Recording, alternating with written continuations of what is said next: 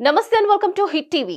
తూర్పు సిక్కింలో పర్యాటకులు తీవ్రమైన మంచులో చిక్కుకున్నారు. ఎత్తైన ప్రాంతాల్లో చిక్కుకుపోయిన 800 మందికి పైగా పర్యాటకులను భారత ఆర్మీ సైనికులు రక్షించారు.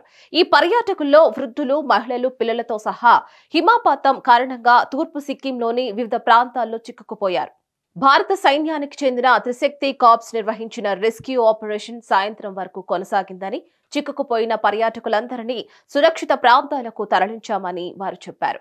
పర్యాటకులందరికీ ఆశ్రమం, వెచ్చని దుస్తులు, వైద్య సహాయం, వేడి ఆహారం అందించినట్లు అధికారులు తెలిపారు. చిక్కుకుపోయిన పర్యాటకులకు వసతి కల్పించేందుకు సైనికులు తమ బ్యారక్లను ఖాళీ చేశారని తెలిపారు.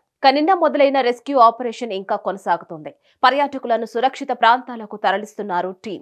అలాగే ఆశ్రమం, వెచ్చని బట్టలు, వైద్య సహాయం, వేడి ఆహారం అందించబడుతున్నాయి.